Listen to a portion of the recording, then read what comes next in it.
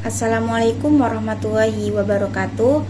Perkenalkan, nama saya Ainuz Zahro dengan NIM 241252373. Di sini saya akan menjelaskan materi tentang karbohidrat.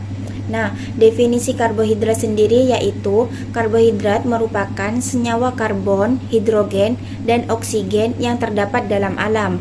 Nah, banyak karbohidrat mempunyai rumus. Umumnya itu biasanya seperti CX H2OY, itu untuk rumus umumnya. Nah, karbohidrat sebenarnya adalah rumus polisakarida, aldehid, dan keton atau turunan mereka menurut Poe-Jadi 2006. Nah, senyawa karbohidrat ini mengandung gugus fungsi OH serta juga gugus aldehid dan keton. Nah, untuk struktur umum karbohidrat itu sebenarnya karbohidrat itu mempunyai banyak struktur. Nah, contoh umumnya ini yang di samping ini ya. Nah, contohnya yang pertamanya itu ada furan. Nah, furan ini bentuknya segi 5, terus di atasnya itu ada eternya, yaitu yang O itu di atas itu termasuk ke dalam namanya itu eter. Nah, sedangkan yang piran itu bentuknya segi 6 dan juga ada eternya juga, O-nya itu di samping. Nah, selanjutnya yaitu klasifikasi karbohidrat. Nah, formulasi umum molekul karbohidrat yaitu Ca buka kurung H2O tutup kurung. Nah, ini karbohidrat ada beberapa pembagian diklasifikasikan menjadi 4 golongan, di mana golongan pertama yaitu ada monosakarida, yang kedua ada disakarida, yang ketiga ada oligosakarida, dan yang keempat ada poligosakarida. Nah, mari kita bahas perbedaan dari 4 golongan tersebut. Nah, yang pertama itu monosakarida. Monosakarida ini biasanya jenis karbohidrat yang paling sederhana dan tidak dapat dihidrolisir lagi menjadi karbohidrat yang lebih kecil lagi. Nah, biasanya jumlah atomnya itu terdiri dari triosa, terus juga tetrosa, pentosa, heksosa, dan heptosa. Kita akan membahas selanjutnya ya di slide selanjutnya. Nah, contohnya itu yang seperti pada tabel berikut ya.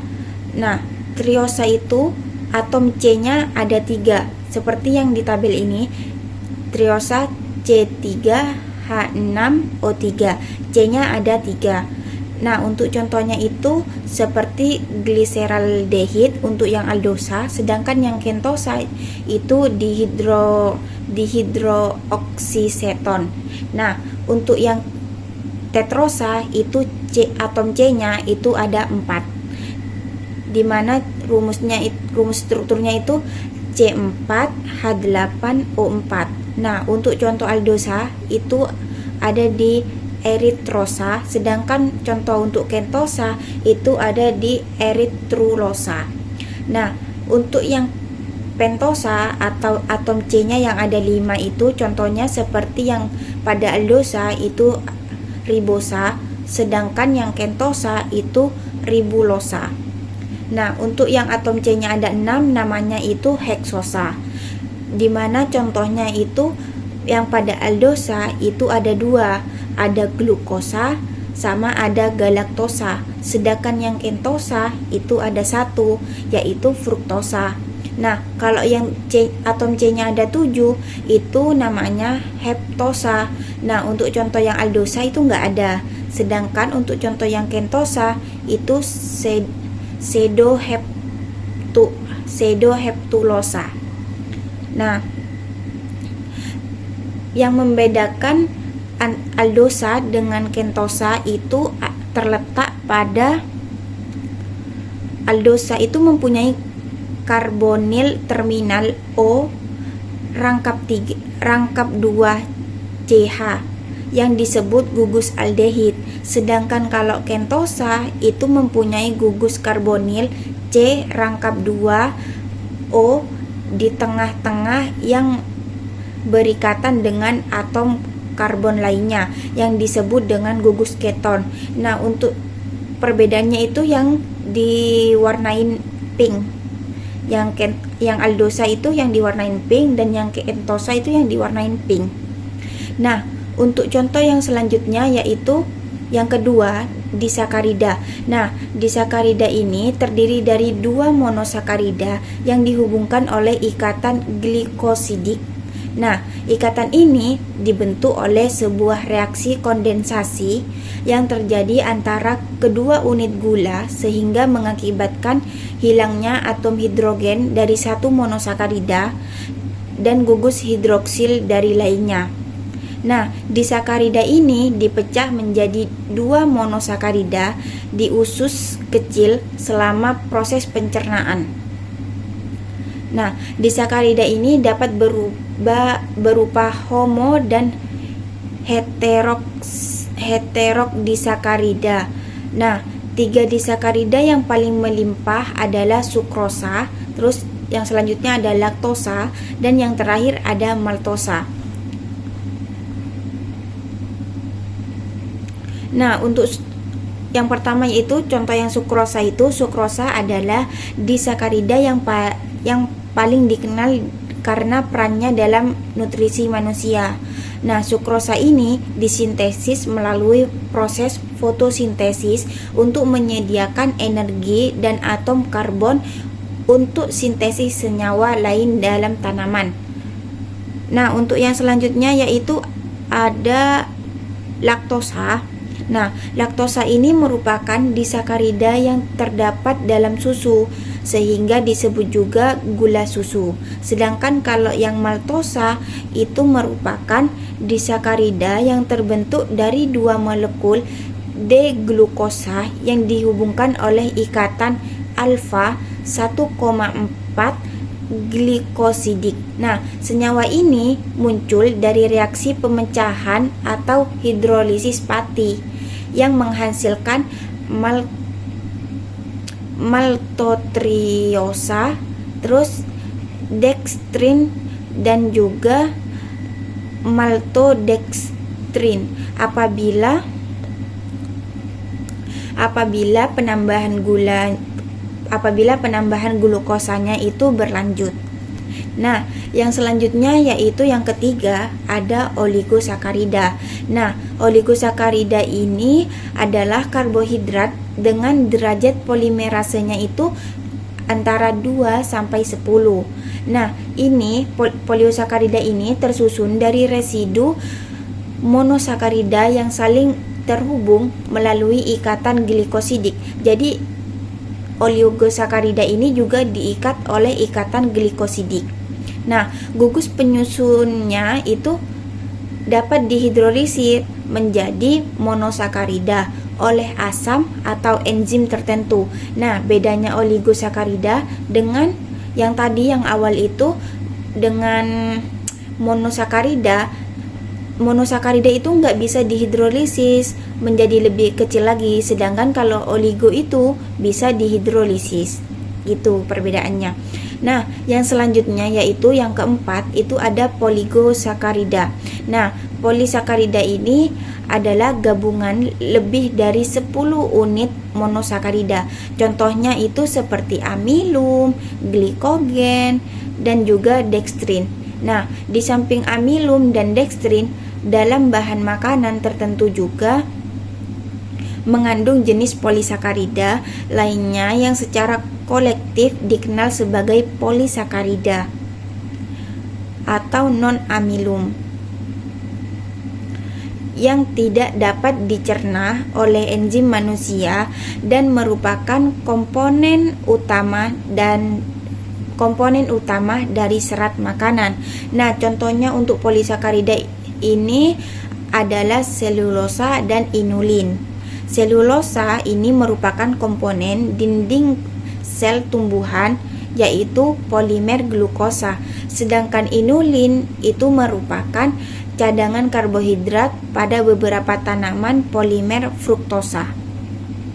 Nah, identifikasi karbohidrat ini tujuannya dilakukan identifikasi karbohidrat ini untuk mengklasifikasi dan mengidentifikasi jenis karbohidrat antara perbedaan antara monosakarida, disakarida, oligosakarida, dan juga poligosakarida dengan melakukan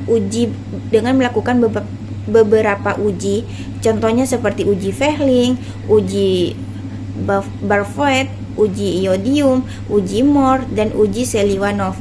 Nah, selanjutnya kita akan menjelaskan tentang uji Fehling. Nah, uji Fehling ini digunakan untuk mengidentifikasi keberadaan karbohidrat reduksi. Nah, karbohidrat reduksi ini adalah gula yang memiliki gugus aldehid atau keton bebas yang mampu mereduksi ion logam seperti Cu2+. Nah, reaksi Fehling terdiri dari dua larutan, di mana ada Fehling A yaitu CuSO4 dalam air, dan Fehling B larutan garam kalium natrium tatrat dan NaOH dalam air. Nah, dalam suasana basah, Cu2+ ini direduksi menjadi Cu+ yang kemudian diendapkan sebagai Cu2O tembaga 1 oksida.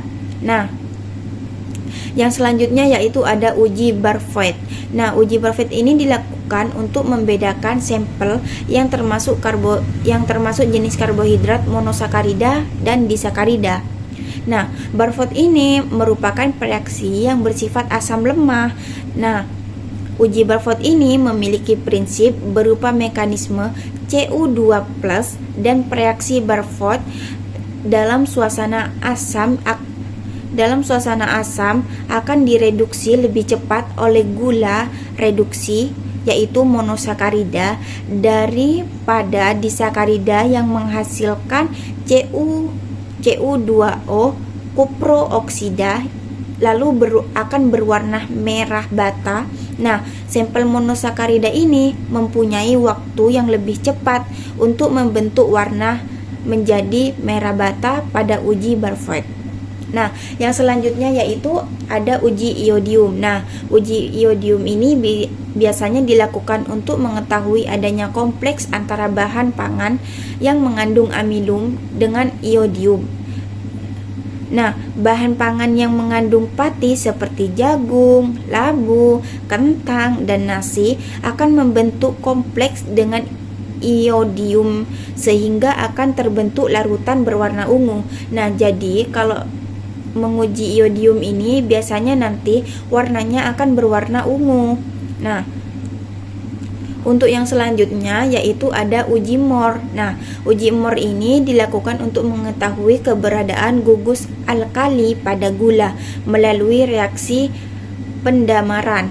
Nah, NaOH 10% sebagai sumber OH bereaksi dengan rantai aldehid membentuk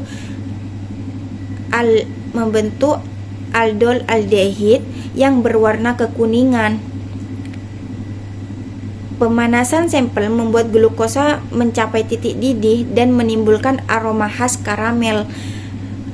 Terus sekaligus menurunkan titik lebur glukosa dan memfasilitasi hidrolisis.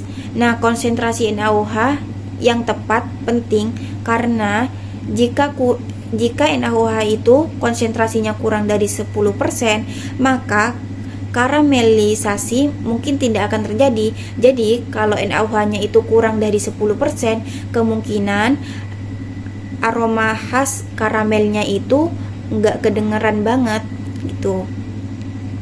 Nah, yang selanjutnya yaitu ada uji Seliwanov. Nah, uji Seliwanov ini dilakukan untuk mengetahui adanya gula kentosa pada karbohidrat. Nah, jenis karbohidrat yang diuji sama dengan yang diujikan pada uji Barfoed. Pengujian hampir sama dengan uji Barfoed ini, hanya larutan indikatornya yang berbeda. Baik, sekian penjelasan materi tentang karbohidrat dari saya. Kurang lebihnya mohon maaf. Wassalamualaikum warahmatullahi wabarakatuh.